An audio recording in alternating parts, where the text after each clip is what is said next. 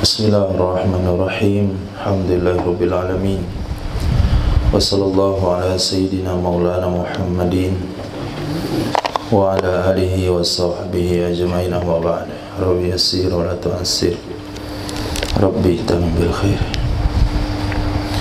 Rabbana shrah lana sudurana wa yassir lana umurana wa umurul muslimin wa hlul 'uqdatam min lisanina yafqahu qawlana. Qala al-mu'allif rahimahullah qaddasallahu sirrahu adama nafa'a bi ulumi wa barakatihi wa nafahatihi wa madati rahmatihi bid darini amin. Wa in 'alima 'adatan annahu la yufiduhu bi an yughayyirahu bi kulli tariqin amkanahu min yadin wa lisanin wastighathatin bil ghairi fa in ajaza ankarahu bi qalbihi bihi wa laysa li ahadin al-bahtu at-tajassusu sasu wa iktihamu ad-duri bizunnuni na'am bizununi na'am in akhbarahu thiqatun bimanikh tafa bimunkarin la yatadaraku kal qatli waz zina lazimahu dalika walau tawaqqafu al inkaru ala raf'i walau tawaqqufu kufa tawaqqufa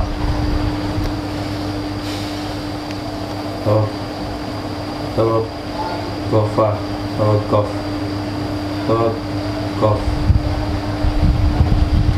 Bentuk kalimatnya apa? Fi'il apa? Nah, baca. Tawaqqafa.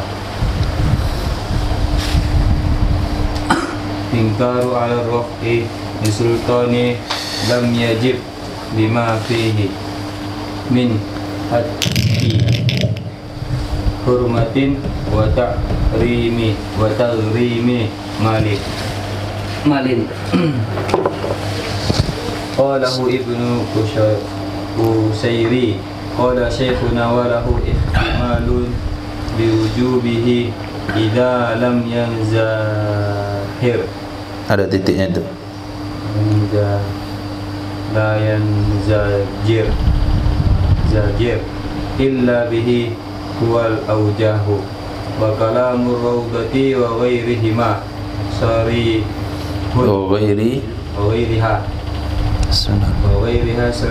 fihi intaha wa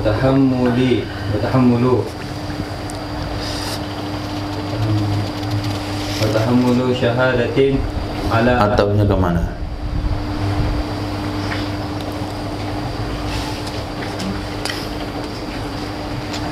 Amri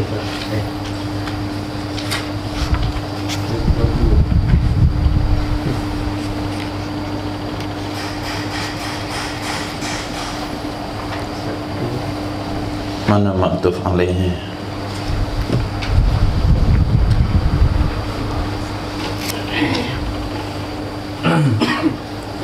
amri bil ma'ruf. Amri bil ma'ruf. Amri ma'ruf tu maktuf juga, kamu nama maktuf alaih. Ilmu syariatin itu juga maktuf. Kuli amin. Hah? Fardu kifayatin. Amin. Qiyami. Nah, atafnya kiamin. Semuanya tadi itu ke kiamin atafnya. Wa tahammuli syahadatin ala ahlin lahu hadara ilaihi al-mashhudu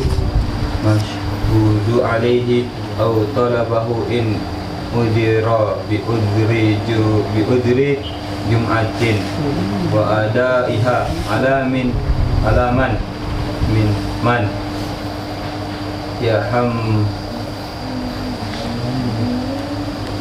yahammalaha Fi'il madinya dulu baru cari fi'il mudhari'nya.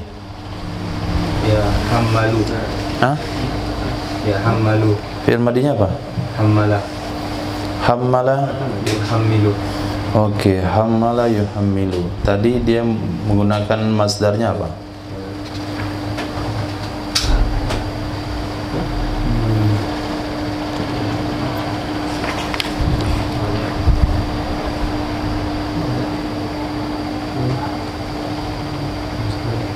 Imalun. Hamul. Tahammul. Tahammul di sini nggak cocok.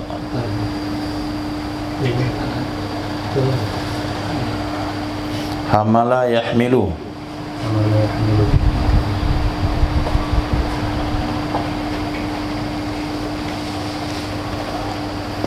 Yahmiluha. Ala man yahmiluha. In kana aktsara min nasabin wa illa Min nasabin. min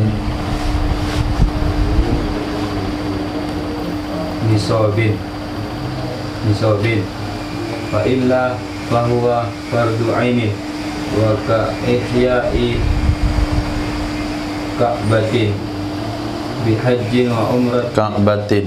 ka'batin. Kenapa ka'batin?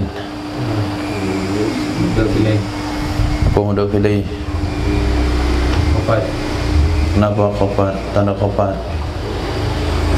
serah Kasrah. Kenapa kasrah?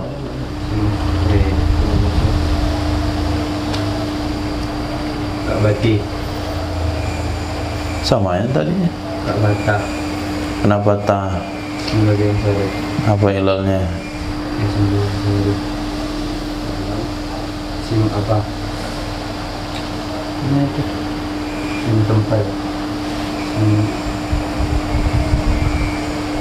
nama Nama sama tanis tanis. Ihya'i. dok Baca ka ihya'i. kai ya tiga bata Nah, bihajjin wa umratin kulla amin wa tasyi'i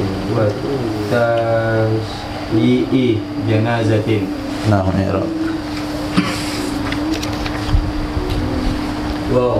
Waya in waya alima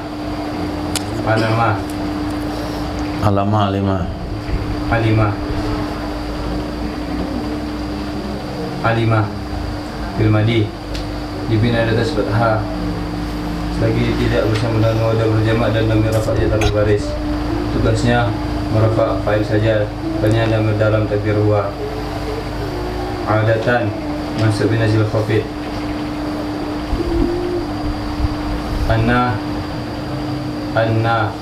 Anna huruf taukid. Tugasnya menasab isim merafa' khabar.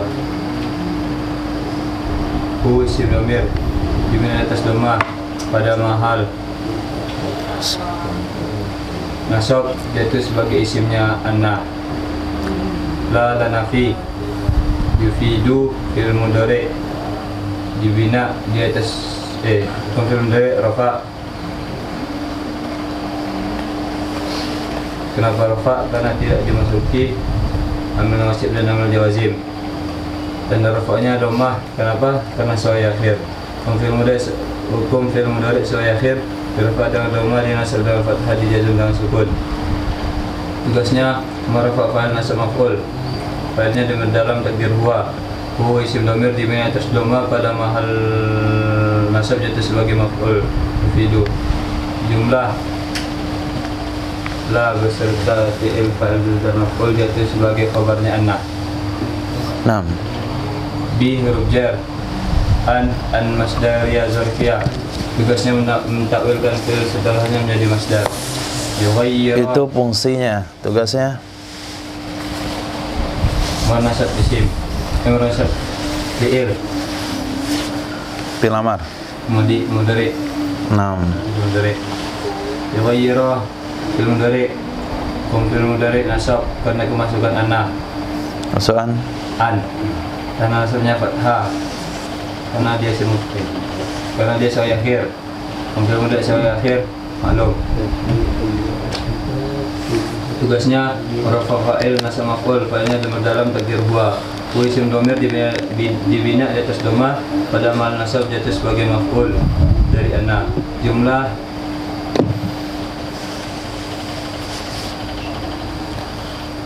Jumlah fi'il fa'il maf'ul kalau menjadi masdar. Jumlah fi'il fa'il maf'ul di atas sebagai jar majrur. An beserta fi'il mudhari' kita menjadi masdar, ya, itu sebagai majrur dari bi, ya, bi huruf jar, kulli majrur dengan sebab bi, dan majarnya kasrah karena semufrad, semufrad maklum. Kulli mudhaf tariki mudhaf ilaih wafat dan wafat kasrah karena semufrad atau semufrad maklum. Amkana fi'il madi dibina dari fathah pada mahal di fi'il madi dibina fathah selagi tidak bercampur dengan dhamir jamak dan dhamir rafa'nya tabal baris. Tugasnya merafa fa'il dan nasab maf'ul. Fi'ilnya dalam takdir huwa. Huwa isim dhamir dibina atas dhamma pada mahal nasab itu sebagai maf'ul. Amkana min huruf jar. Tugasnya menjarkan isim saja, yaitu majrur dengan sebab min, dan jarnya kasrah karena isim mufrad. Isim mufrad maklum. Wa amrin bi ma'ruf, di antara perkara yang hukumnya fardu kifayah adalah memerintahkan dengan perkara ma'ruf. Apa itu ma'ruf? Wajibatis syar'i, hal-hal yang diwajibkan dalam agama. Wa kaffi an muharramati, dan menahan diri dari yang diharamkannya. Fasyamilan nahyu an munkar, fasyamilan nahya an munkar, maka mencakup ia kalimat amar ma'ruf akan nahi munkar. Apa itu munkar? Ay muharram, perkara yang diharamkan. Lakinna, akan tetapi, mahallahu, tempatnya amar ma'ruf nahi munkar itu fi wajibin, pada perkara wajib. Jadi amar ma'ruf pada perkara wajib, kemudian nahi munkar pada perkara haram. Wajib yang mana, haram yang mana, tunaat kepada keduanya. Mujma'in alaih, yang disepakati ulama di atasnya. Atau bukan disepakati ulama, tapi wajib menurut pandangan, haram menurut pandangan al-fa'il, si pelaku. I'tikad, keyakinan atau pandangan si pelaku. Titik. Wal mukhatabu bihi, orang yang dituntut. Mukhatab itu arti dasar orang diajak bicara, orang yang ditujukan kepadanya perintah, itu mukhatab. Orang yang ditujukan kepadanya perkataan, itu mukhatab. Jadi yang dimukhatab dengan perintah amar ma'ruf nahi munkar adalah kullu mukallaf, setiap orang mukallaf, baik dia ulama atau tidak, baik dia budak sahaya atau orang merdeka, laki-laki ataupun perempuan. Setiap orang mukallaf punya tanggung jawab amar ma'ruf nahi munkar. Lam yakhaf, mukallaf yang mana? Mukallaf yang tidak khawatir ala nahwi udwin, atas seumpama anggota tubuh. Dia tidak khawatir kalau melakukan amar ma'ruf nahi munkar organ tubuhnya akan disakiti, atau dia khawatir di atas harta bendanya. Kalau dia melakukan amar ma'ruf nahi munkar, mobilnya akan dibakar, motornya dibakar, kaca mobilnya dilempar, rumahnya diserbu dengan batu misalnya, maka pada saat itu dia tidak wajib melakukan amar ma'ruf nahi munkar, karena dia khawatir di atas hartanya. Wa in qalla, walaupun sedikit, walaupun diancam hanya kandang kambingnya dirobohkan, kan bisa didirikan lagi. Walaupun hanya sangkar burungnya mau dihancurkan, walaupun nilainya kecil, walaupun hanya pot bunganya mau ditendang, kan gak mahal tuh. Kalau kamu ngajak kami lagi ke masjid, nanti tendang semua pot bunga kamu. Nah, dia takut pot bunganya ditendang, akhirnya dia nggak mau lagi ngajak orang ke masjid amar ma'ruf, nggak mau lagi dakwah kepada meja-meja judi. Walaupun hanya diancam pot bunga, maka itu pun sudah boleh dia tinggalkan. Artinya nggak dosa lagi kalau dia tinggalkan amar ma'ruf nahi mungkar. Itu makna wa in qalla. Walam yaghlib ala zannihi, dan tidak berat di atas dugaannya si seseorang mukallaf, tidak berat di atas dugaannya orang mukallaf, anna fa'ilahu, sesungguhnya pelakunya mungkar, yazidu fihi, akan meningkatkan, akan menambah padanya kemungkaran, anadan, karena keras kepala, karena melakukan penantangan. Jadi kalau kita cegah dia melakukan perkara mungkar, maka akan bertambah kemungkarannya. Kalau kita beranggapan seperti itu, maka kita tidak wajib melakukan nahi mungkar kepada orang tersebut. Karena nahi mungkar yang kita lakukan bukan mencegah dia dari perkara mungkar, tapi menurut prediksi kita, dia akan meningkatkan kemungkarannya. Yazidu fihi anadan. Wa in alima adatan annahu la yufiduh, walaupun yakin ia seseorang menurut kebiasaan sesungguhnya amar ma'ruf nahi mungkar tidak memberi faedah kepada orang tersebut. Wa in alima, ini ghayah kepada hukum ghayah li qaulihi mukhatab bi kullu mukallaf. Ke sana ghayahnya. Jadi yang ditujukan kepadanya, yang ditujukan dengan amar ma'ruf nahi mungkar pada setiap orang mukallaf, walaupun yakin ia orang mukallaf, tahu ia orang mukallaf, adatan menurut kebiasaan, sesungguhnya amar ma'ruf nahi mungkar la yufiduh, tidak memberi faedah kepadanya si pelaku.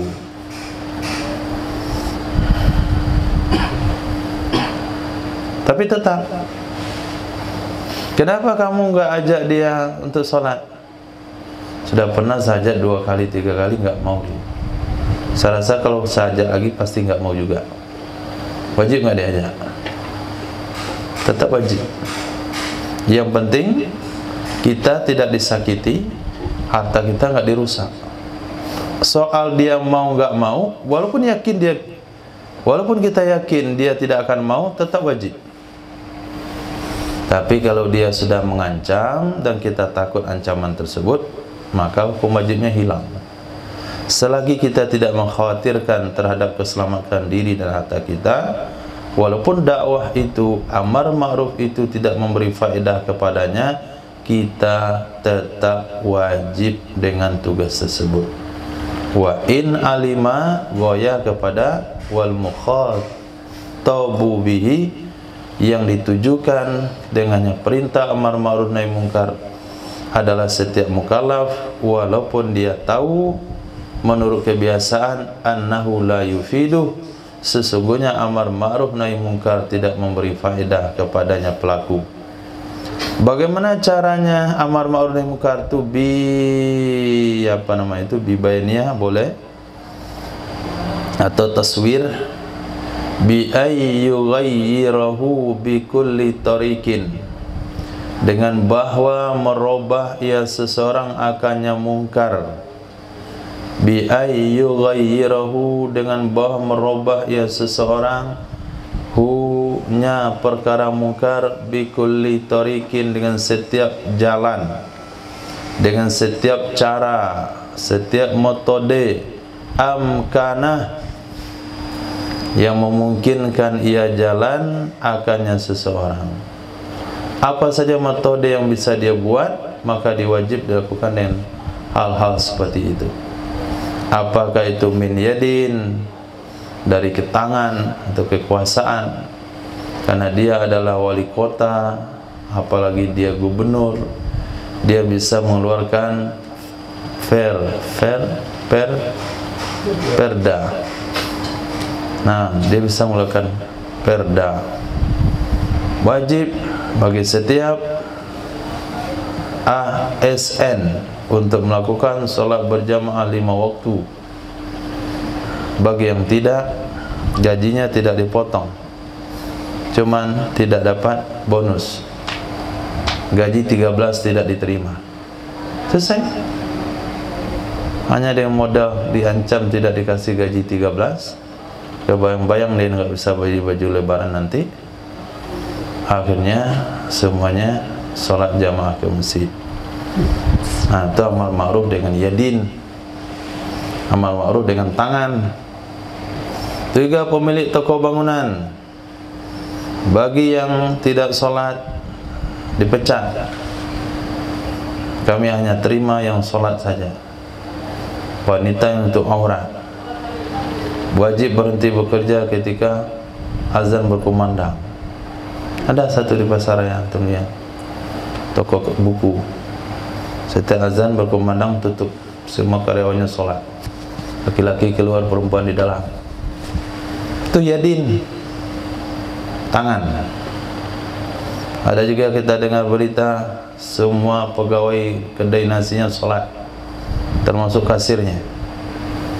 Orang makan ditinggalin saja, mau bayar-bayar, mau enggak. Dia tidak memaksakan tamu-tamunya untuk sholat, cuman mohon maaf kami mau sholat dulu. Yang sabar nunggu mau bayar, yang mau kabur bisa kabur, bisa dia buat. Enggak bangkrut dia. Enggak ada yang bangkrut gara-gara nutup kedai waktu sholat atau azan berkumandang. Nah, itu yadin, kekuasaan. Kemudian pabilisanin, dengan lidah, amar ma'ruf nahi mungkar dengan lidah. Itu tugasnya para ulama untuk menyampaikan dakwah dengan lidahnya, atau nahi mungkar dengan lidah. Kalau tidak bisa juga istighatsatin bil ghair, minta tolong dengan orang lain. Minta tolong dengan orang lain. Fa in ajaza, maka jika dia tidak mampu, kalau dia cegah dengan tangannya, dia akan dihabisi orang. Kalau diceramai orang tersebut, dia akan ditangkap. Kalau dia laporkan kepada yang berwajib, keluarganya terancam. Akhirnya nggak ada yang bisa dia buat. Dengan lidah nggak bisa, dengan tangan nggak bisa. Maka minimal angkarahu biqalbi, ia membencinya, ia mengingkarinya dengan hatinya. Nah, dia mengingkari dengan hatinya. Dia katakan saya tidak setuju dengan maksiat tersebut. Dalam hatinya ada kebencian. Tapi apabila dia merindukan kemaksiatan tersebut, tapi saya nggak bisa hadir karena hari hujan, maka dia dianggap sudah hadir di tempat maksiat itu. Mau juga ikut organ tunggal di tempat orang beralek itu. Nah, tapi dia ustaz di kampung tersebut. Akhirnya dia tidur di rumah sambil menikmatinya, maka dia dapat dosa. Kenapa? Karena dia tidak mengingkari dengan hatinya, yang itu adalah standar iman paling lemah. Fa illam yastati' fa biqalbi fa huwa adhaful iman. Wa laysa li ahadin al-bahthu wa tajassusu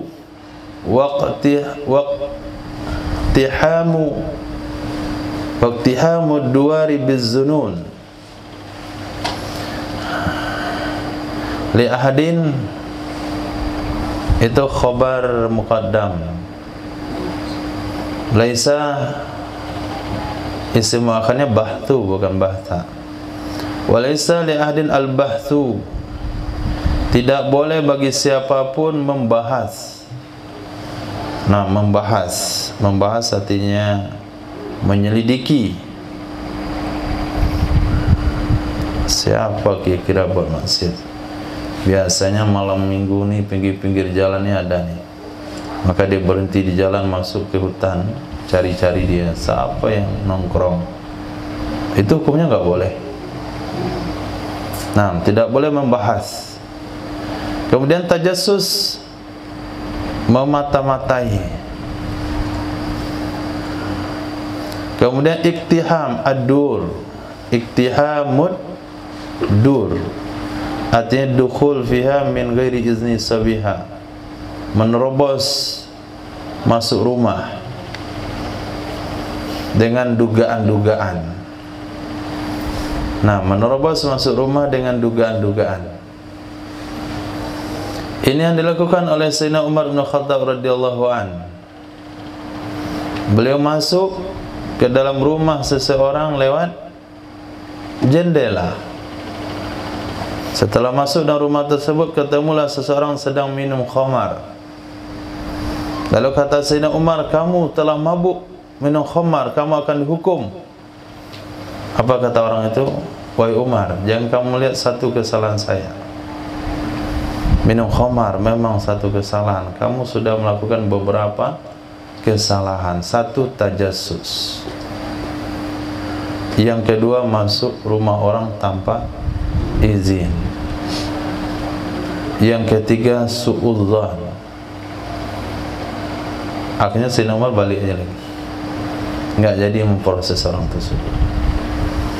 Jadi ketika seseorang melakukan maksiat di tempat tertutup dan kita tidak tahu, maka tidak boleh melakukan penyelidikan dengan dasar zunun, dugaan-dugaan. Tapi kalau sudah laporannya pasti dan itu membahayakan, maka itu nggak ada masalah. Itu bukan menuduh, itu adalah menangkap. Dia sudah terbukti bersalah, cuman dia melarikan diri, lalu dikejar-kejar polisi. Itu nggak ada masalah. Itu memang orang sudah bersalah. Yang ini belum pasti bersalah, cuman kita terobos masuk ke rumahnya dengan dasar dugaan. Pas dia masuk ke dalam rumahnya, ternyata dia nggak bersalah. Kita telah melanggar perintah Allah, masuk rumah orang lain tanpa izin. Wa idza qila lakum murji'u farji'u wa khairul lakum. Kalau dikatakan sama kamu pulang saja, itu lebih baik bagi kamu. Naam, ya.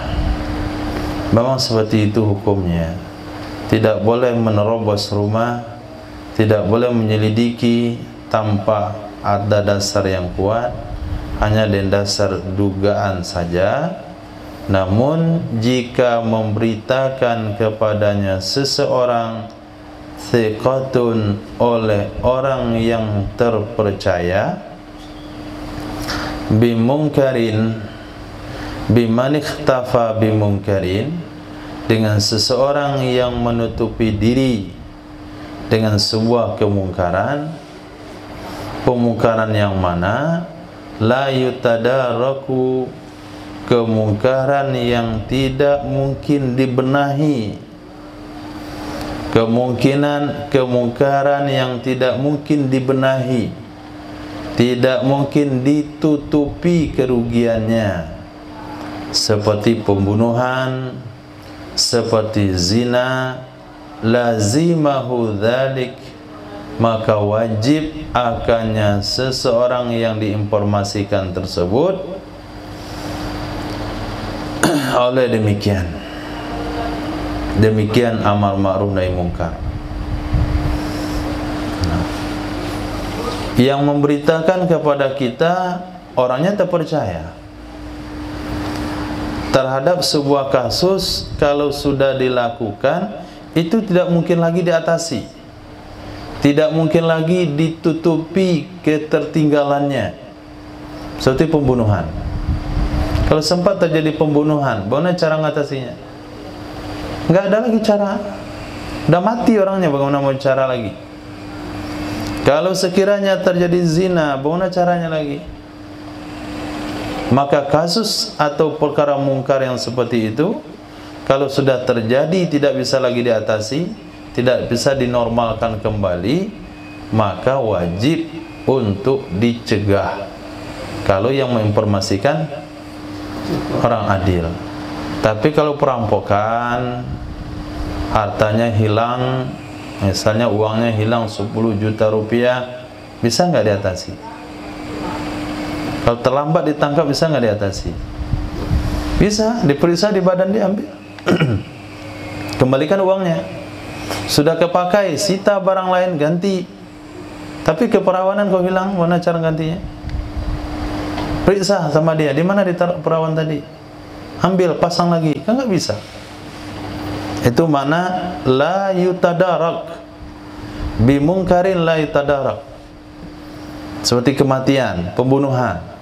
Kalau sudah terjadi nggak bisa lagi dikembalikan sedia kala. Nah, kemungkaran yang seperti itu, yang kedua yang menginformasikannya orang adil, apabila dua kategori ini terpenuhi, kita boleh menerobos rumah seseorang. Kita boleh menyelidiki, kita boleh tajassus. Kalau dua kasus ini. Titik. Walau tawaqqafal inkaru ala raf'i lis-sultan lam yajib lima fi min hatski hurmatin wa tagrimi malin. Jikalau bergantung ingkar, jikalau bergantung ingkar, artinya mengingkari perkara mungkar, jikalau bergantung nahi mungkar atas dilaporkan ke raja, atas dilaporkan ke raja, satu-satunya cara hanya dilaporkan ke raja, dilaporkan kepada pihak berwenang, niscaya tidak wajib ia melaporkan. Kenapa tidak wajib melaporkan? Lima fihi, karena sesuatu yang ada di dalamnya melaporkan dari merusak kehormatan. Itu satu. Yang kedua, membayar harta. Nah, merusak kehormatan dan membayar harta.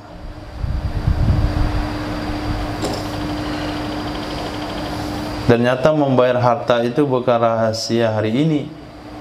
Kalau kasus sudah naik ke penguasa, kepada pihak berwajib, itu enggak luput daripada tagrimu mal, membayar harta, baik korban maupun orang berhak. Hari ini banyak orang-orang yang ingin menuntut hak tapi nggak bisa melaporkan. Kenapa nggak bisa melaporkan? Karena nggak ada biaya pelaporan.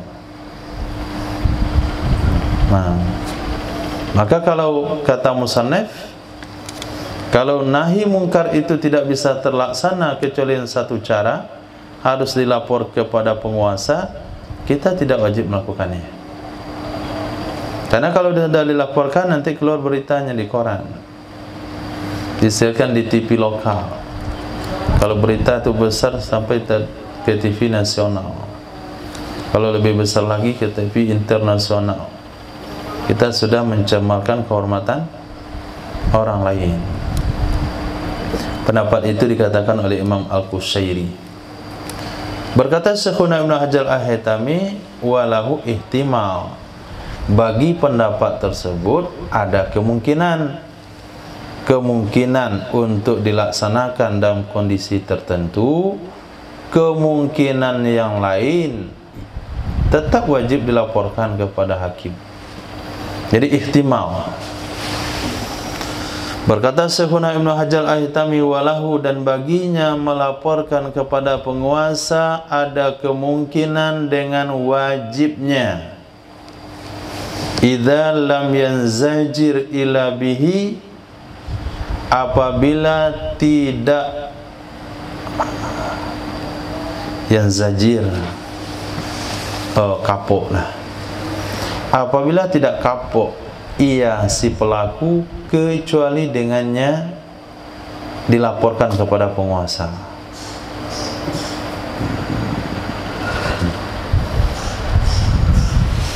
Kalau hanya sekadar kita takzir di kampung, dah biar, dah dicoba, nggak mampan. So, dipukuli ramai-ramai oleh masyarakat, nggak mampan juga. Dipermalukan, nggak mampan. Dikucilkan tengah masyarakat, nggak mampan. Bahkan disuruh i'tikaf 3 hari lalu diceramai siang malam, nggak mempan juga. Nggak mempan. Satu-satunya kalau dilaporkan ke hakim baru bisa dia berubah. Hanya satu-satunya cara seperti itu. Kata Syekhuna itu bisa saja jadi wajib. Jadi pendapat Imam Qushairi tadi itu ada benarnya di sebagian kasus, tidak bisa dibenarkan dalam beberapa kondisi yang lain. Di antaranya adalah apabila pelaku tidak bisa kapok, tidak bisa berhenti kecuali dengan dilaporkan ke pengadilan atau ke sultan. Wal aujah, itulah pendapat yang kuat. Wa kalam Rawdhati wa ghairiha sarihun fihi. Kalam Imam Rawdah, Imam Nawawi dan kitab Rawdah, kalam Rawdah dan selain Rawdah, fihi sarihun fihi, itu terus terang padanya melaporkan. Sarihun terus terang, artinya menyampaikan secara jelas, fihi padanya dilaporkan. Intaha.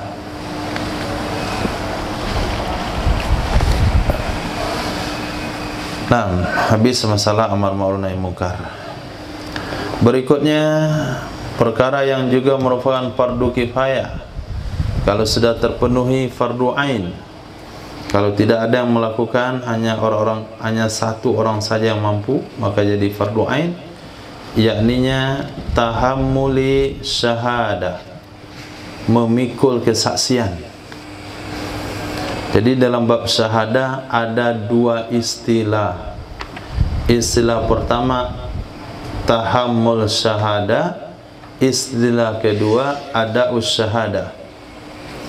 Kalau tahammul syahadah adalah kasusnya, contoh kasusnya ketika seseorang dihadirkan menjadi saksi di dalam akad nikah, itu tahammul. Kemudian selepas itu terjadilah kasus di pengadilan yang menyatakan si istri ini tidak mengakui itu suaminya, atau suami tidak mengakui dia menikahi istrinya, atau suami mengingkari nilai mahar yang disampaikan. Maka untuk mencari kebenarannya berapa mahar yang sesungguhnya, maka kita hadirkanlah 2 saksi beberapa tahun yang lalu yang menjadi saksi nikah. Nah, mengatakan, menyampaikan apa yang sudah kita lihat, itu disebut dengan ada syahadah. Sementara menyiapkan diri untuk menjadi saksi, itu disebut dengan tahammul syahadah. Nah, di antara hukumnya fardu kifayah lagi adalah seperti tahammul syahadah ala ahlin lahu, atas orang yang pantas baginya tahammul syahadah. Orang yang pantas baginya tahammul syahadah, yaitu tergantung kepada kasusnya. Ada kasus yang membolehkan wanita, ada kasus yang memastikan syahadahnya laki-laki, tapi tetap tidak boleh syahadah seorang budak, orang yang belum balik, orang fasik. Untuk syarat tetapnya adalah merdeka adil. Nah, merdeka adil mukallaf. Untuk syarat secara umum laki-laki, tapi ada beberapa kasus boleh perempuan. Di antaranya adalah melahirkan dan menyusui.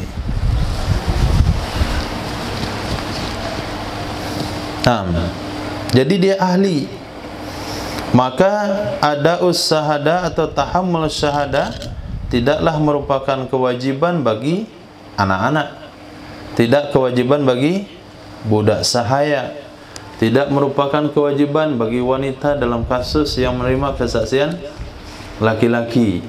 Nah, untuk bahasa ringkas itu musannaf menggunakan bahasa tahammul syahada ala ahlin lahu. Tahammul syahada atas orang yang ahli baginya tahammul. Hadara ilaihil mashhud alaih, mashhud alaih, hadir ke hadapannya saksi oleh mashhud alaih, orang yang disaksikan di atasnya. Kalau akad nikah, orangnya adalah wali dan calon mertua, wali dan calon menantu, itu mashhud alaih. Kalau jual beli, bai' mustari. Kalau hutang piutang, sidain dan madin. Kalau gadai menggadai, sirahin dan murtahin. Jadi mashhud alaih itu adalah pelaku muamalah atau pelaku kasus. Jadi si mashhud alaih yang hadir ke rumah saksi. Nah, au talabahu, atau meminta ia mashhud alaih akannya syahada, akannya saksi. Si mashhud alaih memintanya saksi. Nah, ini yang sering terjadi, saksi yang diminta hadir ke lokasi kejadian. In udhira bi udhri jumu'atin, jika uzur ia saksi, jika uzur ia mashhud alaih dengan uzur Jumat. Jika uzur ia mashhud alaih dengan bagian bawah dan paling atas, kemudian jauh tempatnya di masjid. Yang kedua sakit. Yang ketiga takut terancam nyawa atau hartanya. Yang keempat jalan becek. Hah? Yang mana?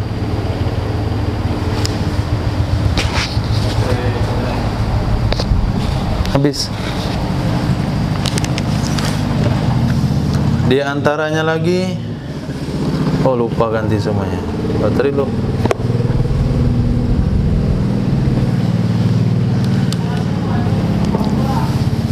Si mashhud alaih kondisinya uzur, seperti uzurnya salat Jumat, maka orang yang menjadi saksilah yang hadir ke tempat kejadian. Yang berlaku di tempat kita adalah hukum toleransi, hukum musyawarah, hukum kesepakatan. Saksi diminta hadir ke masjid. Ya, yang tahu selama ini di tengah masyarakatnya saksi nikah. Hutang piutang ada saksi, jarang. Nah, tapi dalam hukum negara, saksi itu hari ini notaris. Itu yang menempati hukum pada posisi saksi, notaris. Nah, dengan notaris itu pas itu. Kenapa? Mashhud alaih yang hadir ke kantor notaris. Tapi notaris itu ada yang perempuan. Tapi negara sudah mengakuinya, dia adalah saksi dalam muamalah. Apakah jual beli, sewa menyewa, hutang piutang dalam jumlah yang besar, itu tempatnya di notaris. Nah, notaris ini kalau kita bawa dalam bab syariah, dia adalah saksi. Surat menyuratnya yang dibenarkan oleh pengadilan, tapi mereka menerima perempuan. Itu saja bedanya. Khair, karena kita tinggal di Indonesia, ya sudah, notaris. Nah, kalau begitu kita carilah notaris yang laki-laki, biar cukup syarat. Itu baru satu lagi karyawannya, petugas-petugasnya yang mencatat. Nah, wa adaiha, dan adanya syahadah, menyampaikan sesuatu yang sudah kita saksikan ketika diperlukan. itu merupakan kewajiban mayyahmiluha atas orang yang telah memikul syahadah. In kana aktsara min nisabin, jika ada ia orang yang memikul syahadah jumlahnya lebih banyak dari nisab. Apa itu nisab? Jumlah tertentu di dalam saksi. Ada 3 menggunakan bahasa nisab. Nisab zakat, nisab pencurian berapa? 1/4 dinar. Nisab syahadah berapa? Tergantung kasus. Nah, kasus perzinahan nisabnya berapa? 4 orang laki-laki yang adil. Kasus yang lain 2 orang laki-laki yang adil. Kasus keperempuanan 2 orang perempuan. Nah, itu disebut nisab. Nisab adalah batasan tertentu. Nah, kalau yang kemarin saksi nikah berapa? 2 orang. Kebetulan yang hadir waktu itu 10. 10-nya di saksi nikah tercatat memang 2, tapi yang lain ikut juga menyaksikan. Maka ketika diminta untuk memberikan keterangan kesaksian, maka 2 dari 10 itu mesti hadir. Hukumnya apa? Fardu kifayah. Kenapa fardu kifayah? Karena jumlahnya lebih daripada nisab. Wa illa jika tidak lebih pas, fa huwa fardu ainin, maka dianya ada usyahadah, hukumnya fardu ain. Saksi pembunuhan 2 orang, memang dia 2 orang yang menyaksikan, yang lain enggak ada, maka 2 orang itu fardu ain untuk hadir. Tapi kalau saksinya 4, maka fardu kifayah. Kalau sudah tertunai dengan 2 orang, yang lain tak berdosa. Kalau keempat-empatnya enggak mau semuanya, keempatnya kena dosa. 2 orang mau, keempatnya gugur dosa. Tapi kalau saksinya hanya 2 pas-pasan, maka hukum ada usyahadah menjadi fardu ain. Kemudian contohnya lagi yang hukumnya fardu kifayah adalah ihya'i ka'batin, menghidupkan Ka'bah dengan haji dan umrah kulla amin, setiap tahun. Jadi setiap tahun mesti ada yang haji, mesti ada yang umrah. Itu hukumnya fardu kifayah. Untuk hal ini sudah terpenuhi, alhamdulillah.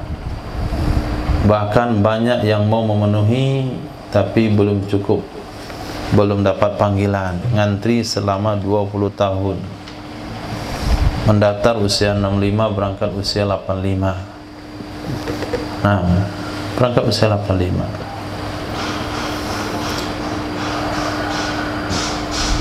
85 itu dia dah 20 tahun dikubur.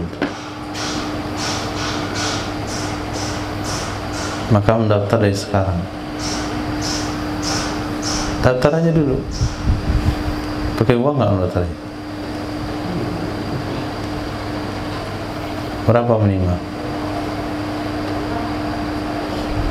Kalau enggak, pergi ke Jepang. Berangkat dari Jepang. Daftar tahun ini, berangkat tahun ini, karena kuotanya banyak tidak terpenuhi. Bahkan ada orang-orang menggunakan provinsi lain, provinsi yang penduduknya sedikit, jadi cepat dia dapat antrian. Di antaranya Papua. Ya kan, daftar itu cepat berangkat.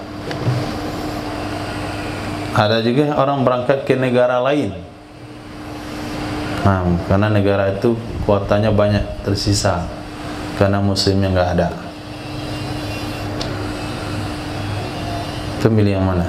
Ke negara lain, ke provinsi lain, atau bersabar di provinsi sendiri?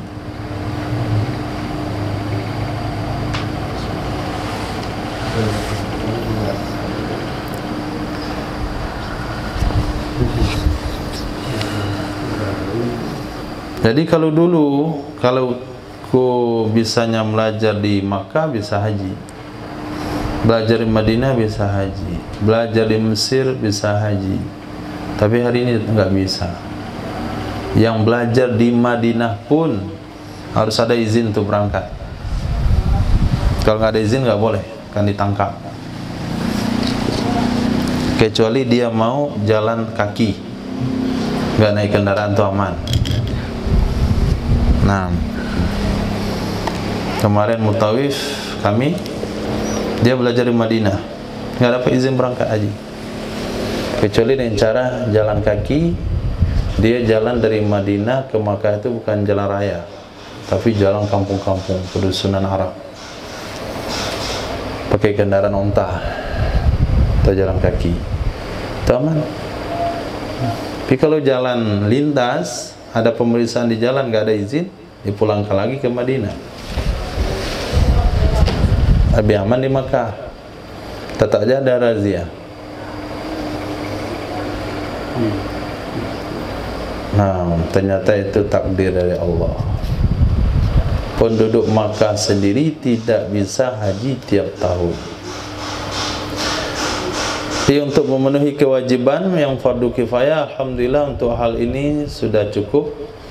Kemudian tasyyi'i jenazah, menyelenggarakan jenazah. Alhamdulillah sampai hari ini berjalan bagus. Ada penyelenggaraan jenazah, kongsi kematian. Karena kematian itu mereka berkongsi. Kenapa mereka harus kongsi kematian? Karena takut keluarganya nggak ada yang bisa menyelenggarakan. Maka mereka harus kongsi. Kemudian raddi salam, menjawab salam masnun yang disunahkan. Menjawab salam yang disunahkan anjam'in, dari sekelompok ulama, dari sekelompok orang. Sekelompok dimasukkan di sini isnaini fa aksar, jumlah 2 atau lebih. Fayaskutul fardu anil bakin, maka gugurlah kewajiban dari yang sisanya. Kita 2 orang sedang duduk, lalu ada 1 orang memberikan salam, ada penceramah memberikan salam kepada jamaah, hanya dijawab oleh 2 orang saja, maka sudah gugur kewajiban menjawab salam. Gugur kalau ada 1 orang saja. Wa yahtassu bisawab, dan khusus ia yang menjawab dengan mendapatkan pahala. Khusus ia yang menjawab dan mendapatkan pahala. Fa in raddu kulluhum walau murattaban uthibu sawbal fardi kal musallina alal jinazah. Maka jika mereka menjawab semua mereka, fa in raddu, maka jika mereka menjawab kulluhum semuanya mereka, walau murattaban, walaupun berurutan,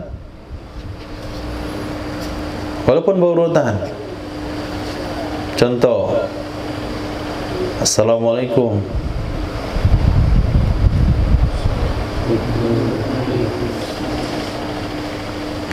itu berurutan nggak?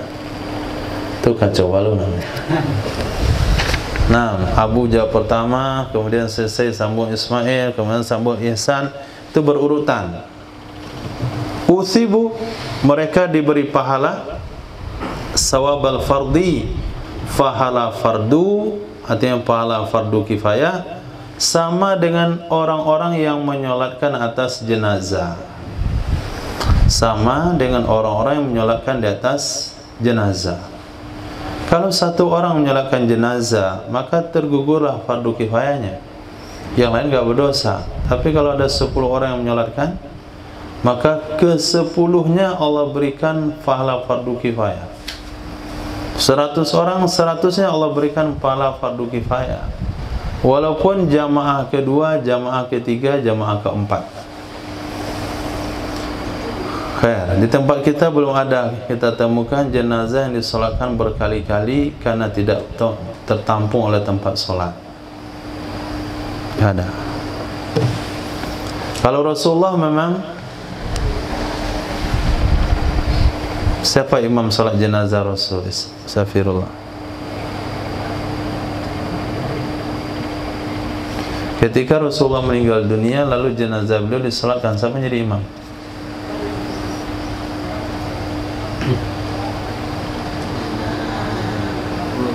Pasti itu jawabannya. Nah, Nabi tidak disolatkan jenazahnya secara berjamaah. Jenazah Nabi disolatkan masing-masing, karena tidak ada satu orang pun yang layak menjadi imam, karena Nabi sendiri itu imam. Jadi nggak ada imam solat jenazah Nabi.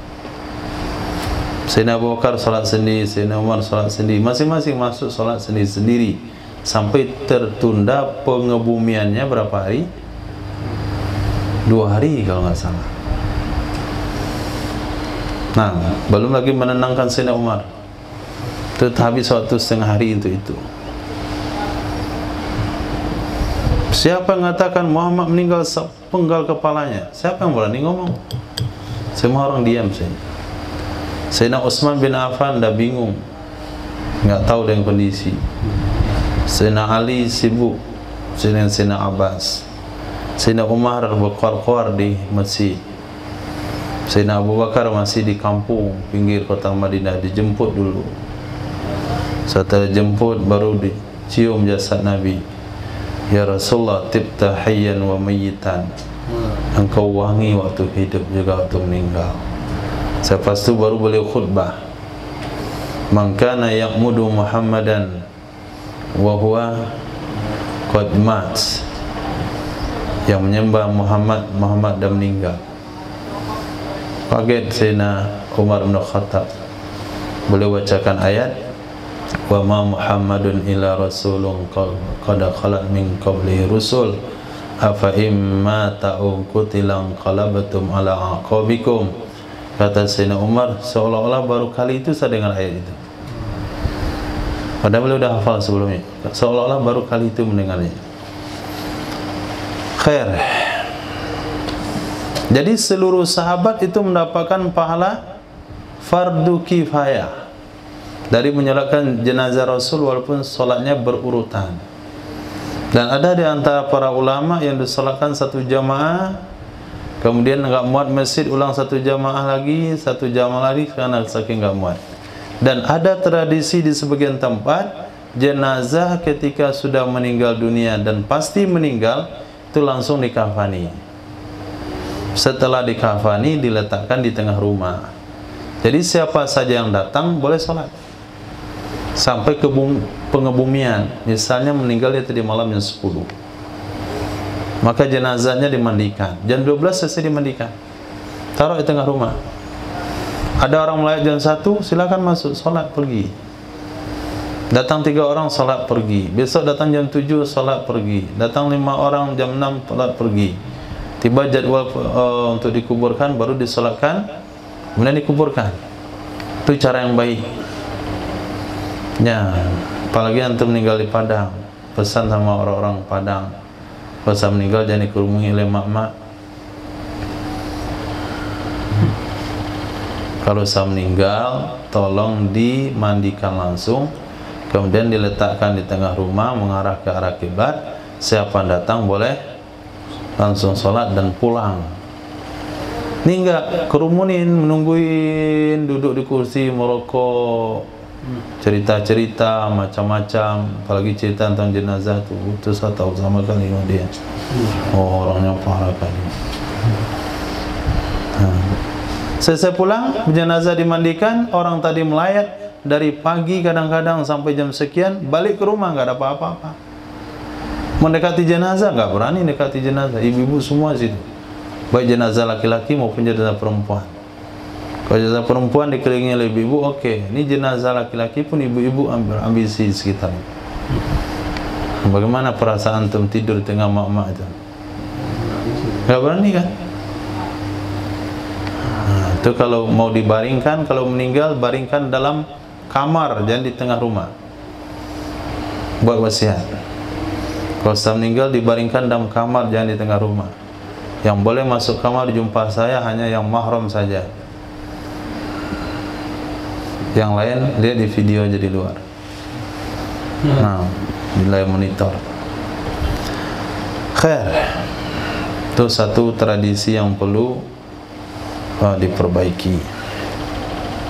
Nah, walau sallama jam'un murattabun ala wahidin, jikalau memberi salam oleh sekelompok orang, murattabun yang berurutan, ala wahidin atas satu orang, faradda maratan, maka dia bisa menjawab satu kali, qasidan hal keadaan bermaksud, jami'ahum kepada seluruh mereka. Kepada seluruh mereka. Kita sedang duduk di satu ruangan, masuk satu orang, assalamualaikum. Masuk satu orang lagi, assalamualaikum. Semua yang masuk itu 20 orang, semua ucapin salam. Kita duduk di kursi, apa kita buat? Waalaikumsalam, waalaikumsalam, waalaikumsalam. Capek gitu. Kita niatkan waalaikumsalam untuk semuanya. Tidak datang yang kedua, datang ketiga, datang keempat, nggak perlu jawab lagi. Atau lebih bagusnya dibiarin dia ucapin salam dulu. 1, 2, 3, 4, 5. Kira-kira dah habis, waalaikumsalam warahmatullah. Itu hukumnya sudah cukup. Nah, nggak mesti satu orang datang, satu orang ucapin salam lalu kita jawab, nggak mesti. Dan sunnahnya adalah kalau kita masuk dalam satu rombongan, yang ucapin salam yang pertama, yang lain ngikut saja. Wa kaza begitu juga, lau atlaqa 'alal aujah ajza'ahu ma lam yahsul faslun darun. Begitu juga jikalau mengitlakkan ia seseorang, meniatkan secara umum ia seseorang, menurut pendapat yang kuat, ajza'ah, maka mencukupi ia sekali salam akannya seseorang selama tidak hasil jedah yang memudaratkan. Selama tidak hasil jedah yang memudaratkan. Tapi kalau sudah terjedah, maka kita harus 2 salam. Terjedah lagi 3 salam. Memang dia satu rombongan. Misalnya datang 50 orang. Kemudian masuk 10 orang ucapin salam. Selepas itu 5 menit setelahnya masuk lagi 5 orang ucapin salam. Kemudian 10 menit setelahnya masuk lagi 3 orang ucapin salam. Maka setiap rombongan dengan jeda waktu 5 menit, 10 menit, 15 menit, itu mesti kita perbaharui jawabannya. Enggak boleh dah masuk 10 orang ucapin salam. Kenapa salam saya enggak dijawab? Ntar tunggu sebentar ya. Itu ada lagi di luar tuh. Dengar ucapin salam sebentar lagi, biar saya jawab. Masuk 3 menit lagi, 3 menit baru ucapin salam lagi. Belum juga kita jawab. Pada dah jam 7 dia orang tu datang, kita tunggu jam 8 lah. Tidak saya jawab sekali. Itu enggak boleh. Itu dah terjeda. Nah, jeda waktu yang dor, yang enggak dor itu bagaimana standarnya? Ini jedah yang mesti kita jawab lagi. Ini jedah cukup kita tumpangkan kepada jawaban sebelumnya. Itu bergantung kepada penilaian uruf. Disinilah dipakainya al-adatu muhakkamah dalam menentukan jedah yang mesti kita perbaharui jawab salamnya atau boleh kita tumpangkan kepada yang sebelumnya. Khair. Wa dakhala fi qauli masnun, masuk dalam kategori kata-kata saya salam yang disunnahkan, salam yang disunnahkan yaitu salam seorang wanita atas seorang wanita, salam seorang wanita atas seorang wanita, atau salam seorang wanita atas seumpama mahramnya. Salam seorang wanita atas seumpama mahramnya, atau salam seorang wanita kepada sayyidnya, atau salam seorang wanita kepada suaminya. Begitu juga salam seorang wanita atas laki-laki ajnabi, dan dianya wanita ajuzun la tustaha, wanita tua yang tidak lagi diminati. Ajuzun la tustaha, wanita tua yang tidak diminati.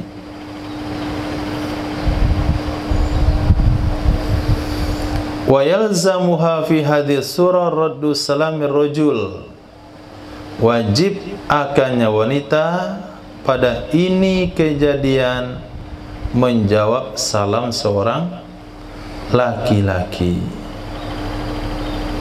menjawab salam seorang laki-laki, baik kepada hukum sebaliknya, seorang wanita ucapin salam kepada laki-laki ajnabi, atau laki-laki ajnabi yang ucapin salam kepada wanita tua yang tidak diminati lagi. Amma mustaha, adapun wanita yang diminati, wanita yang diminati masih ada peminatnya. Kira-kira usia berapa wanita masih diminati oleh laki-laki?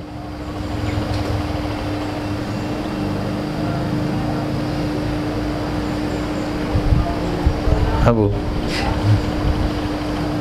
Nggak tahu.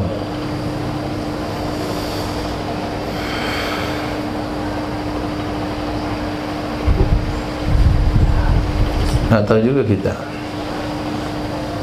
Adapun wanita yang diminati, laisa ma'ha imra'atun ukhra, tidak ada bersamanya wanita yang lain. Fayahrumu 'alaiha raddu salami ajnabiyyin, maka haram di atasnya wanita menjawab salam laki-laki asing, laki-laki ajnabi. Seorang wanita, dia sendirian saja, lewat seorang laki-laki ucapin salam, wanita itu enggak wajib jawab salam, enggak boleh, malah haram hukumnya dia jawab salam. Kalau yang memberi salam laki-laki ajnabi, kalau wanita itu masih diminati dan dia sendirian. Tapi kalau ada rombongan ibu-ibu lalu diucapin salam, itu enggak ada masalah, karena mereka ramai, tidak akan terjadi fitnah. Wa misluhu, semisalnya adalah memulainya salam, seperti menjawab hukumnya haram, memulai juga haram. Seorang wanita haram memberikan salam kepada satu orang laki-laki, dan tidak mengapa kalau dia memberi salam kepada beberapa laki-laki, dan tidak juga mengapa kalau rombongan wanita memberi salam kepada satu laki-laki. Yang enggak boleh itu satu lawan satu dan masih diminati. Nah, kalau sekiranya ada satu wanita yang masih diminati untuk dinikahi, memberikan salam kepada satu orang laki-laki, memberikan salam bagi wanita itu hukumnya apa? Haram. Menjawabnya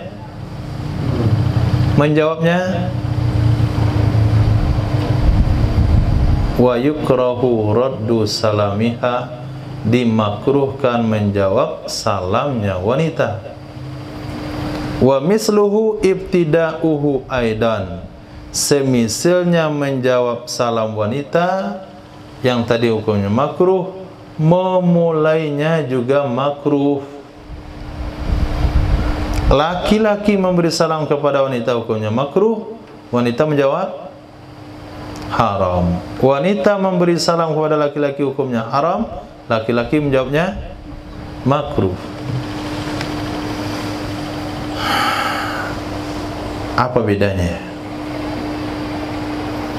Wal farqu anna raddaha wa ibtida'aha yut'imuhu li ta'mihi fiha aksar.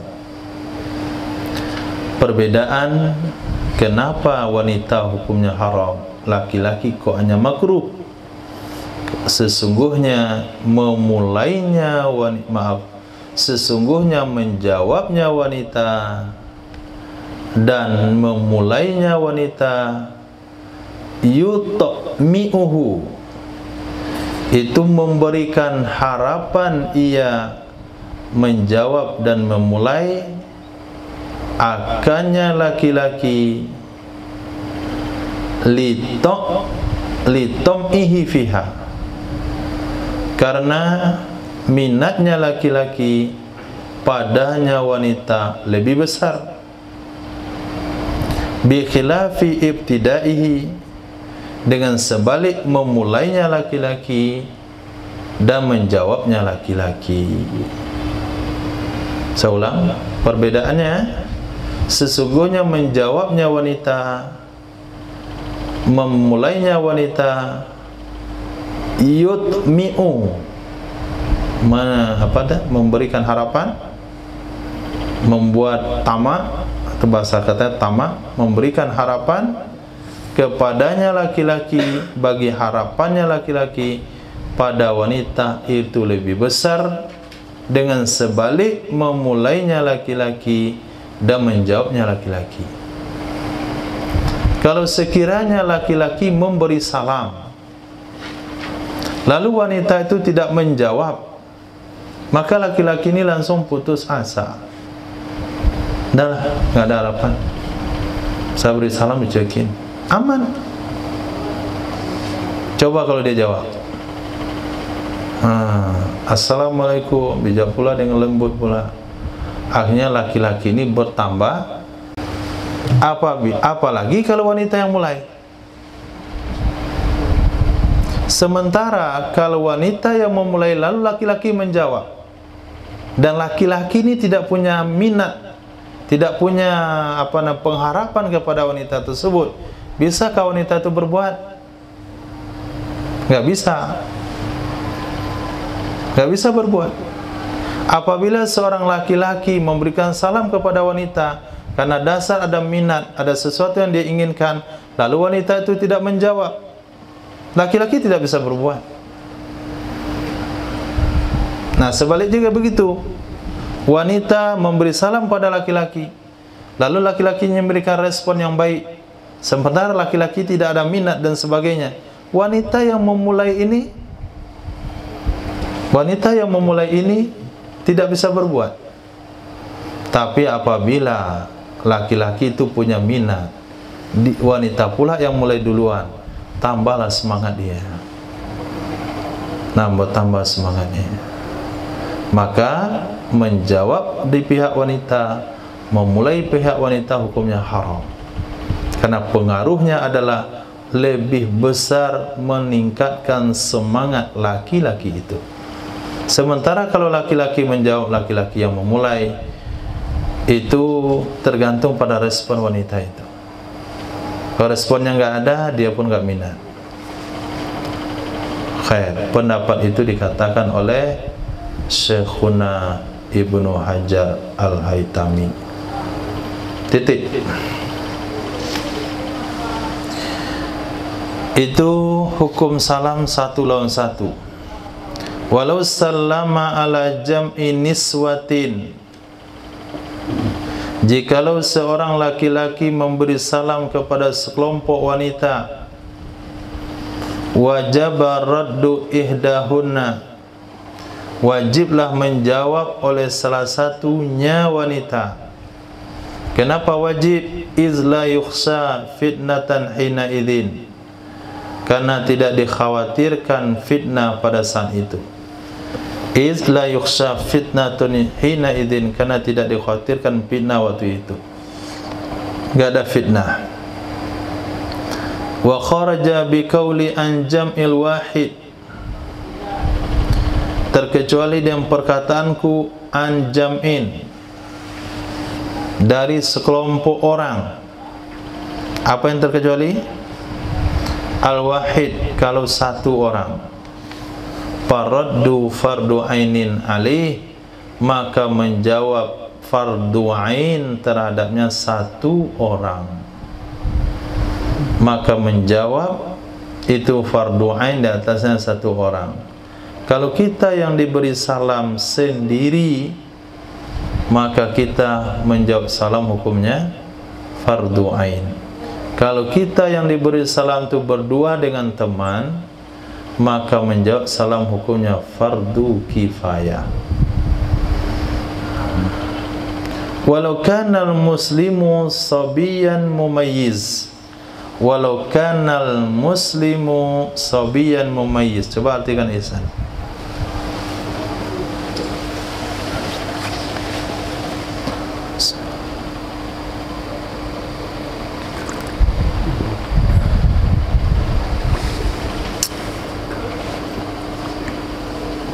Walau kanal muslimu sabiyan mumayyizan.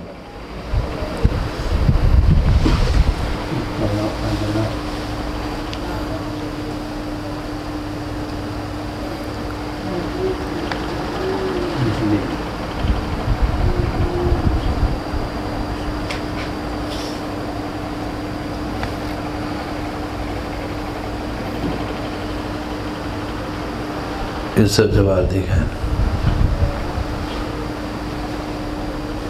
Walaupun adalah orang muslim itu sabir, anak kecil yang mumayyiz. Walaupun adalah orang muslim itu anak kecil yang mumayyiz. Ismail, coba artikan.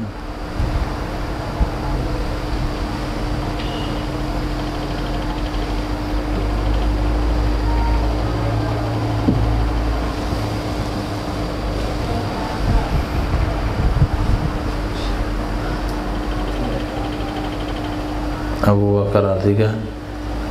Walaupun adalah laki-laki muslim itu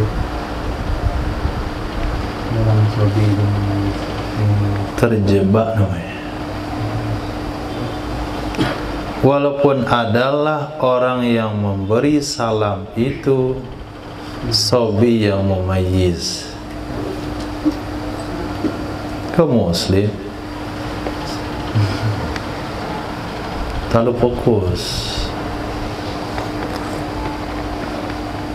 Jadi menjawab salam hukumnya fardu ain kalau sendiri, walaupun yang memberi salam anak-anak yang mumayyiz.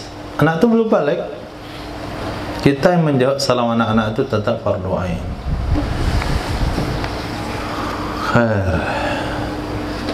Itu kesadaran dengan bahasa yang sedang digunakan.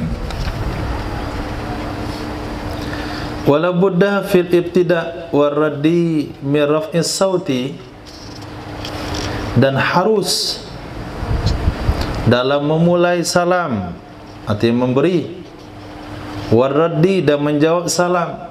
Apa yang harus? Raf'is saut, mengangkat suara, biqadri, dengan kadar ma yahsulu bihis sima'ul muhaqqaq, sesuatu yang hasil dengannya oleh pendengaran yang dipastikan. Pendengaran yang dipastikan, walaupun pada orang yang berat pendengarannya. Walaupun pada orang yang berat pendengarannya, artinya dah payah mendengar, maka kita memberi salam supaya dapat sunnah, kita kencangin suara supaya terdengar jelas oleh orang yang diberi salam. Kita yang diberi salam menjawab harus mengeraskan suara sehingga terdengar jawabannya oleh yang memberi salam. Nah, kalau pintu itu ditutup, lalu datang si putra, dia ngucapin salam, saya jawab dari dalam dengan suara kencang, tetap nggak dengar. Waalaikumsalam, ada apa? Assalamualaikum. Waalaikumsalam, ada apa? Tetap aja nggak dengar. Atau pakai di sound itu di depan pintu. Karena pas datang sehari misalnya minta uang pulsa, saya duduk. Datang lagi putra ambil kunci, saya duduk. Datang lagi si fulan menyerahkan surat gigi, itu capek kali mondar-mandir. Datang lagi si Rifki minta uang obat. Nah, daripada capek mondar-mandir begitu, ya pakai sound di situ. Itu penyebabnya. Karena wajib kita dengerin jawab salam kepada yang beri salam. Kalau dia dari dalam kedengaran, bahkan dia bisik-bisik pun kedengaran.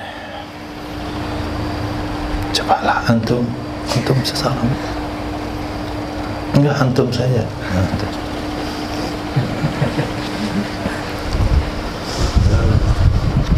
Khair. Naam ya. In marra alaihi sari'an bihaitsu lam yablughu sautuhu falladhi yazhar kama qalahu syekhuna annahu yalzamuhu raf'u wa sa'yuhu dunal adu khalfah. Jika marra alaihi, jika lewat ia orang yang memberi salam, jika lewat ia orang yang memberi salam atasnya seseorang, sari'an, hak dan cepat, kita duduk di pinggir jalan, dia lewat pakai motor, ucapin salam, assalamualaikum, kita baru sadar orang udah jauh. Nah, bihaisu, dengan sekiranya tidak sampai akannya orang itu oleh suaranya orang yang menjawab, tidak sampai akannya orang yang memberi salam oleh suaranya orang yang menjawab. Palladhi yazhar, maka pendapat yang zahir adalah sebagaimana mengatakan akannya oleh Syekhuna Ibnu Hajar Al-Haytami, annahu, sesungguhnya orang yang diberi salam wajib akannya mengencangkan suara dan mengusahakannya. Wasa'yu, berlari kecil ya. Wajib akannya mengangkat suara dan sa'yu. Sa'yu itu ada dua arti sih. Ada berlari kecil, ada memaksimalkan usaha. Sini mana tepat.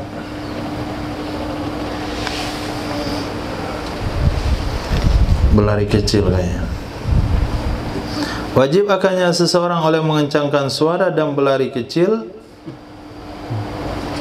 tidak berlari kencang di belakangnya orang yang memberi salam. Allah, ini merebak hari itu kan, karena antum berteman dengan orang siapa? Hobi memberi salam tu? Penanggung jawab penjara? Nah, Pak Abdullah. Jadi santri lepas tu asal jumpa orang beri salam, enggak bisa adabnya begitu. Karena kalau kita di atas kendaraan berlari kencang, lalu kita beri salam kepada seseorang, maka orang itu mesti menjawab dengan suara yang kencang dan berlari kecil ke arah kita. Bikin susah orang itu. Kalau mau disalam tuh berhenti dulu, matikan mesinnya atau dipelankan gasnya. Assalamualaikum, diklakson dulu. Assalamualaikum. Ini nak kencang. Assalamualaikum. Mau kita jawab tuh orang di situ tuh. Waalaikumsalam, gitu jadi. Wajib begitu. Nah, sambil lari-lari kecil ke arah dia. Sementara orang yang kita beri salam nggak tahu dengan hukum ini. Berarti kita telah melibatkan sekian orang ke dalam dosa. Nah, maka kita larang santri beri salam dari angkot. Tapi kalau di lampu merah ada polisi ngatur lalu lintas, angkotnya berhenti, nggak apa. Assalamualaikum Pak. Salam. Ini sedang berlari kencang, diberi salam sepanjang jalan tuh. Jadi wabah, fitnah. Dikira aliran apa? Itu aliran salam itu. Mengalir dari Indarung sampai ke sampai ke Morobil. Jadi ada aturan memberi salam. Kemudian wajib menyambung jawab salam, seperti menyambung qabul jual beli dengan ijabnya. Wajib menyambung menjawab dengan salam seperti menyambung qabul jual beli dengan ijab. Assalamualaikum, waalaikumsalam. Jadi biarin lama dulu. Wala ba'sa bitaqdimi alaika fi raddis salamil ghaib. Tidak mengapa mendahulukan kalimat alaika di dalam menjawab salam ghaib, orang yang tidak ada di tempat. Ismail, Safirullah nitip salam sama antum.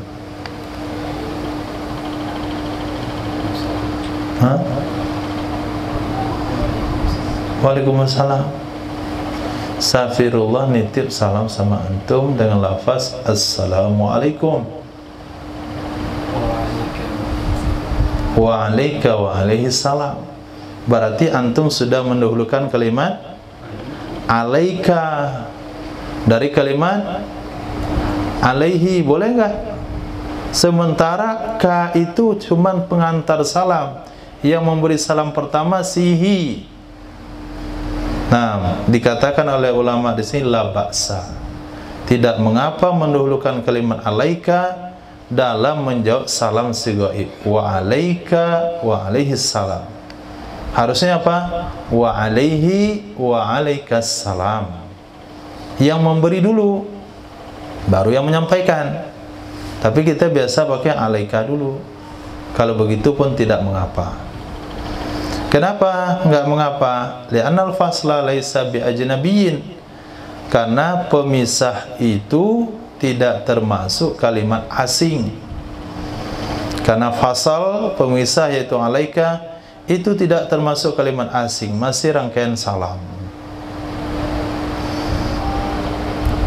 Nah, maka batallah jawaban salam kalau seseorang bersengaja menyelangi dengan kalimat yang tidak ada hubungan dengan salam.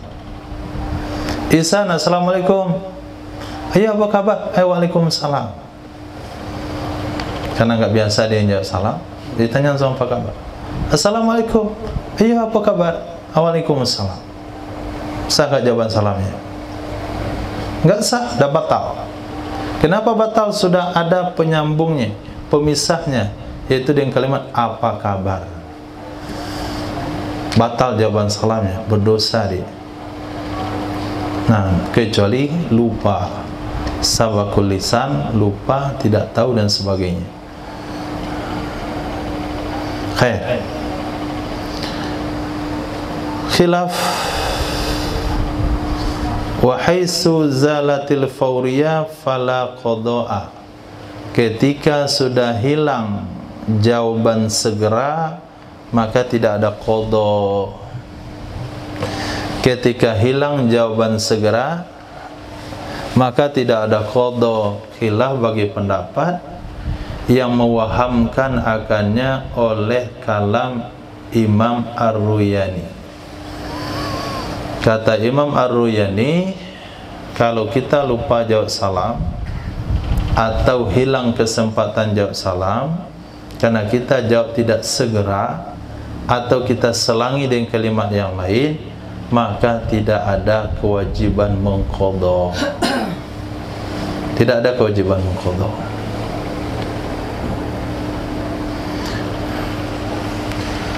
Wa yajibu fi raddi 'alal asammi ay yajma'a bainal lafzi wal isyarah.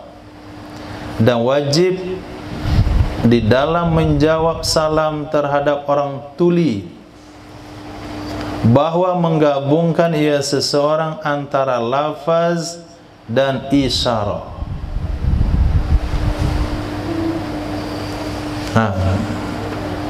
Menggabungkan antara lafaz dan isyarah. Kalau yang memberi salam kepada saya, kepada kita orang tuli, tentu orang tuli bukan dari kecil. Kalau tuli dari kecil itu nggak bisa berbicara, karena dia tidak pernah mendengar apa yang dibicarakan, sehingga dia tidak bisa meniru. Jadi orang bisu itu kalau masalahnya dengan tuli, sebetulnya yang rusak cuma telinganya saja, lidahnya nggak rusak. Maka kalau kita belikan alat bantu dengar, dia akan bisa mendengar, lalu akan bisa bicara. Tapi karena dia selama ini nggak pernah dengar apa kata-kata yang diucapkan oleh orang, sehingga dia tidak bisa menirukannya. Berarti dalam kasus ini adalah dia awalnya mendengar, tapi sekarang pendengarannya sudah rusak. Bisa saja karena faktor usia, bisa saja karena faktor penyakit. Akhirnya dia ucapin salam ke kita, Assalamualaikum. Pandai dia ucapin salam, tapi waktu kita jawab pasti dia nggak dengar. Maka pada saat itu wajib kita gabungkan lafaz dan isyarah. Nah, isyarahnya seperti apa? Bisu. Seperti apa bahasa bisu? Keluar Pak Bluari sama tunarungu, itu bisa bayan. Khair, isyarah apa sajalah bisa kok diciptakan sendiri isyarah masing-masing. Yang penting si bisunya jangan salah paham. Tapi kalau antum jawab salamnya, antum buat isyarah merah matanya, itu salah isyarat berarti. Wala yalzamu raddu, dan tidak wajib akan si bisu menjawab salam. Tidak wajib akannya orang tuli oleh menjawab salam, illa kecuali in jama'alahul muslimu alaihi bainal lafzi wal isyarah. Musallimu, bukan muslimu, musallimu. Kecuali jika menggabungkan baginya si tuli oleh orang yang memberi salam atasnya si tuli antara lafaz dan isyarah. Jadi orang tuli tidak wajib menjawab salam kecuali orang yang memberi salam kepadanya memberi salam dengan lafaz ditambah dengan isyarah.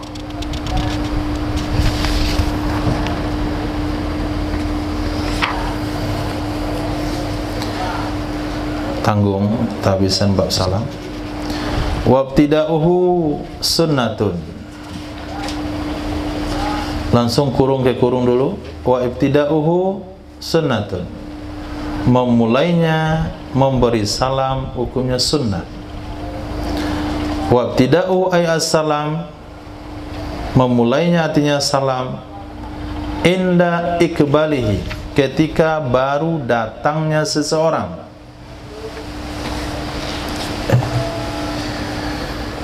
Wawin sirofihi, atau ketika pulangnya seseorang. Ketika datang dan ketika pulang. Ala muslimin ghairi nahwi fasikin, atas muslim yang tidak seumpama fasik. Terhadap muslim yang tidak seumpama fasik.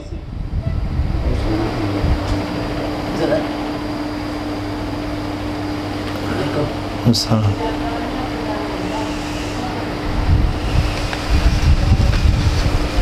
Ya bang.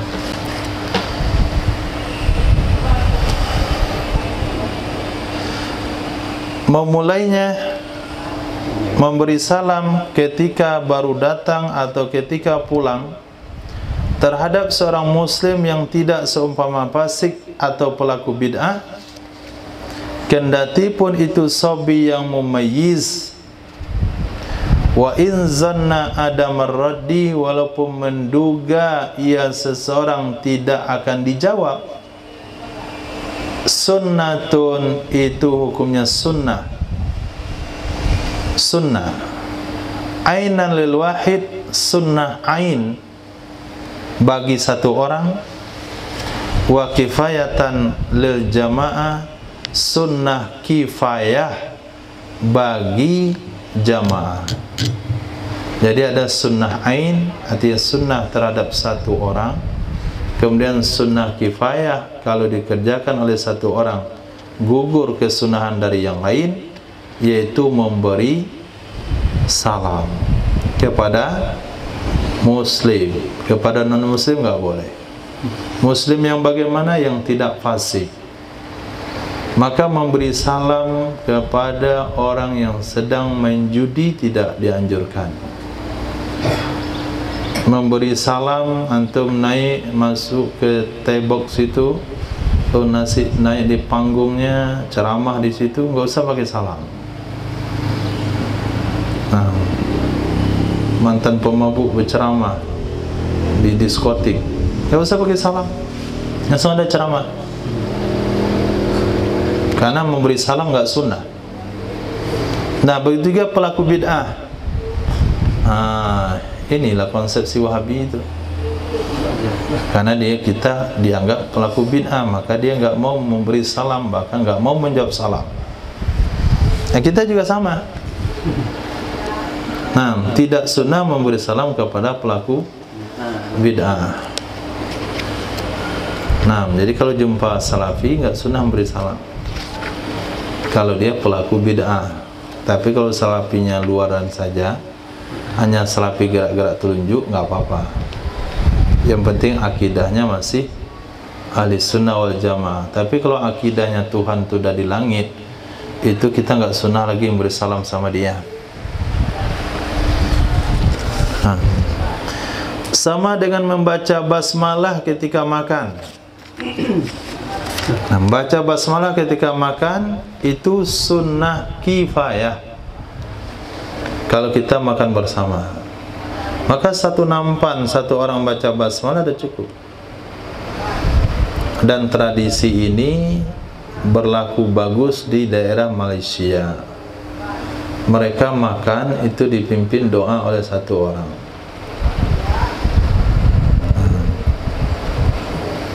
Dan alhamdulillah di waktu kita di Minang waktu Baralek pun ada. Kan disuruh petata petiti makan. Mulailah di pangkal, kami mulai di ujung, sambung di ujung. Yuk, bismillah. Bismillah aja. Nah, kemudian semuanya bilang bismillah, bismillah. Cuci tangan. Sebetulnya nggak perlu diulang lagi. Sudah tertunai yang satu datuk pertama itu. Karena dia sunnah kifayah. Karena ada hadis yang berbunyi inna aulan nasi billah man bada'ahum bis salam. Sesungguhnya manusia yang paling baik, paling layak dengan Allah, artinya menerimakan rahmat dan keridhaan Allah, adalah orang yang mengawali mereka dengan ucapan salam. Berfatwa oleh Qadi Husain bi annal ibtida'a afdalu, sesungguhnya memulai salam itu lebih baik.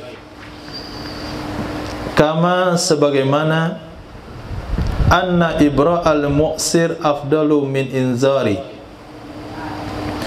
sesungguhnya membebaskan orang miskin dari hutang itu lebih baik daripada memberi jangka waktu. Nah, itu lebih baik pada memberi jangka waktu. Wasighatu ibtidai sigat atau bahasa memulai salam adalah Assalamualaikum atau Salamun alaikum. Tapi Salamun alaikum tidak boleh untuk salam solat. Salam solat harus Assalamualaikum. Tapi kalau hari-harian bertemu dengan manusia boleh Assalamualaikum. Begitu juga boleh dimulai dengan Alaikumussalam. Dia ngucapin salam, tapi Alaikumussalam dulu. Alaikumussalam. Orang yang mau jawab bingung deh. Apa yang mau saya jawab ya? Dia dah pakai kata-kata saya. Akhirnya nggak jadi dia jawab. Salah katanya. Bukan salah, boleh. Nah, sah. Begitu guys, Alaikumusalamun. Namun dimakruhkan, dinahyian karena ada larangan darinya.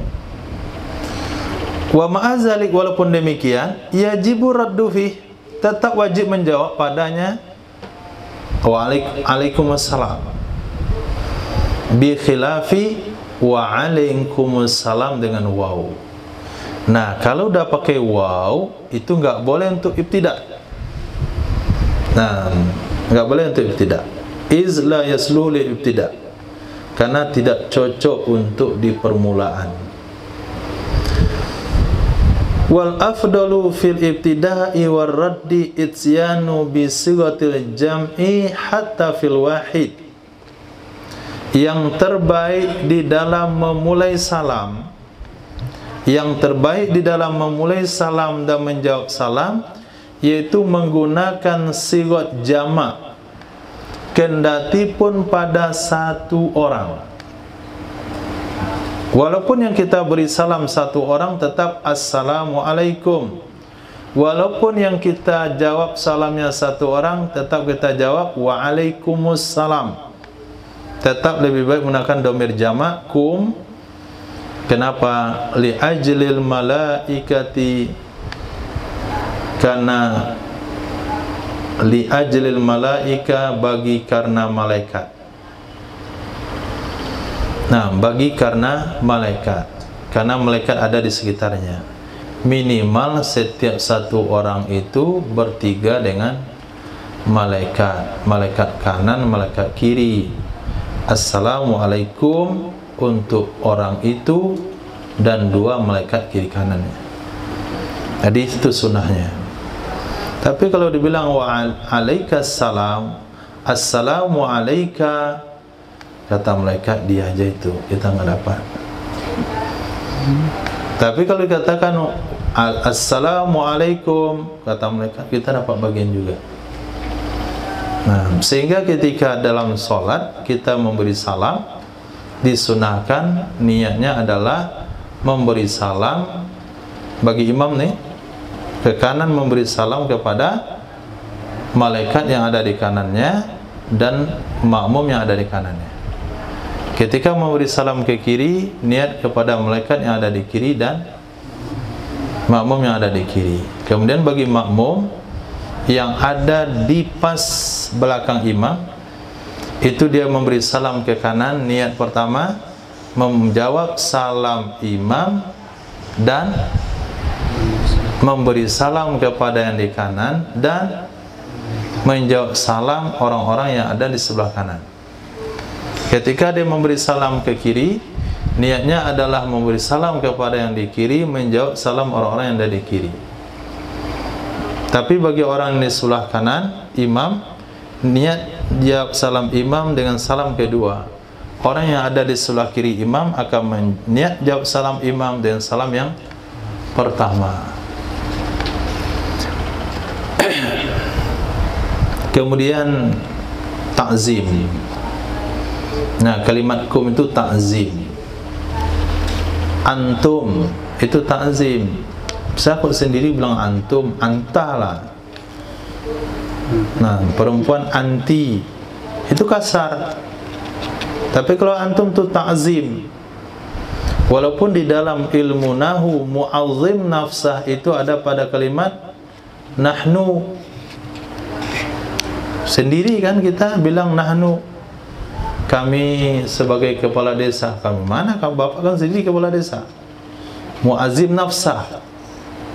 Kalau ada muazzim nafsah, ada juga muazzim ghairah. Muazzim nafsah ada, muazzim ghairah kan ada juga. Mentakzim orang lain. Yang harus katakan antum, anta jadi antum. Padahal dia sendiri. Itu takzim. Jadi kalimat jamak itu untuk takzim. Antunna sendiri. Padahal janggal juga bilang antunna. Antum saja, untuk perempuan juga boleh. Takzim.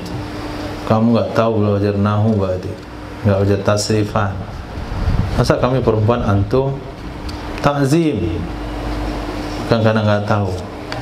Yang nggak tahu tuh ente. Nah, mana ada huruf Arab e? Itu geram sekali kita dengar ente. Kemudian disunahkan menambah wa rahmatullah wa barakatuh wa maghfiratuh. Assalamualaikum warahmatullahi wabarakatuh wa maghfiratuh. Wala yakfi, tidak boleh memufradkan untuk jamak. Orang ramai dibilang assalamualaikum. Walau sallama kullun alal akhar, jikalau memberi salam masing-masing atas yang lain, fa in tarattaba, maka jika berurutanlah kedua-duanya, adalah yang kedua itu jadi jawab. Malam yaksid bihil ibtida'a wahdah, selama dia tidak bermaksud dengannya memulai saja, sebagaimana membahas akannya oleh sebagian mereka. Wa ila, jika tidak bermaksud memulai, artinya betul-betul niatnya untuk memulai, wajib masing-masing oleh menjawab. Ini kejadiannya ketika, sering terjadi hal ini ketika nggak paham berarti maksudnya. Saya ulang lagi. Jikalau memberi salam oleh masing-masing terhadap yang lain, maka jika berurutan kedua-duanya, adalah yang kedua itu jadi jawab. Hal ini biasa terjadi ketika